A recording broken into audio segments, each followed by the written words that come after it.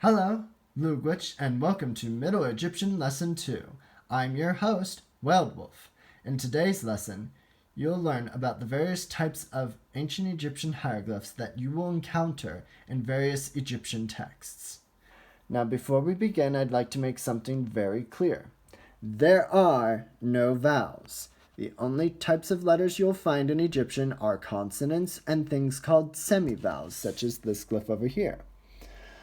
What that glyph is called is an aleph. It basically is a glottal stop that sounds something along the lines of oh. You hear that little pause sound? That's the glottal stop. And it can be followed by any vowel. It's oh, it, woo, it, oh, ah, ah.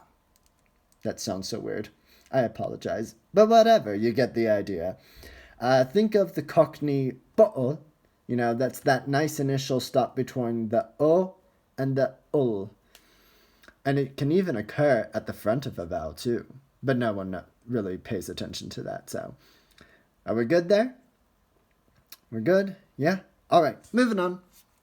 So, in ancient Egyptian texts, you will encounter these three glyphs the most.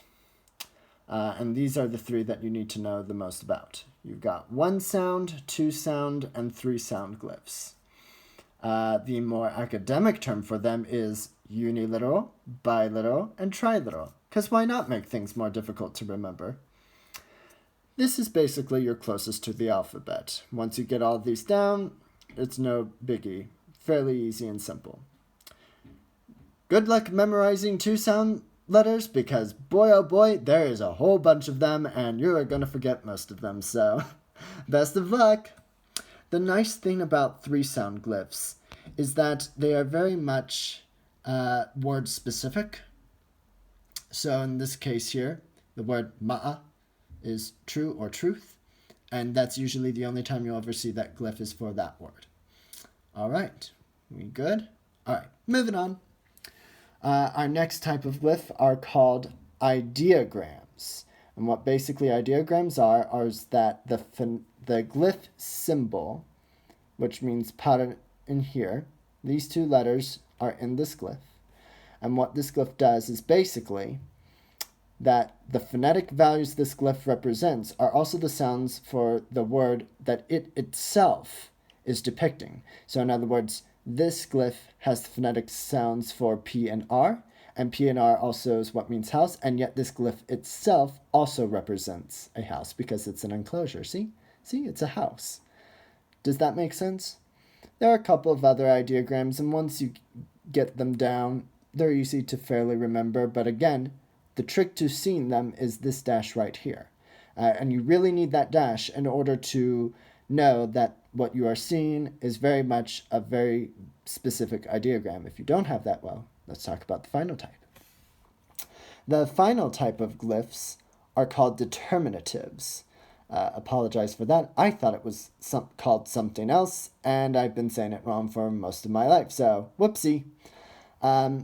Determinatives have no sound.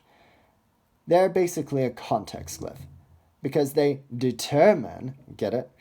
Yeah. What the other glyphs preceding it are talking about. It's a context glyph, like I said. So, an example.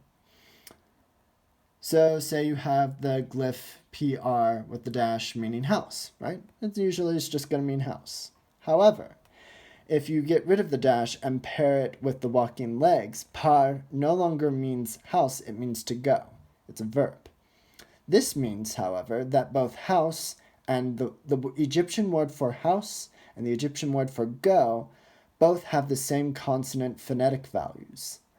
Now, whether they had this exact same vowel sounds is up for debate. Could be the same, could not be the same. Could be tonal, could be completely different vowels. And we just don't know. So yeah. Well, that's it for today's lesson. Thank you so much for watching. Please like, comment, and subscribe.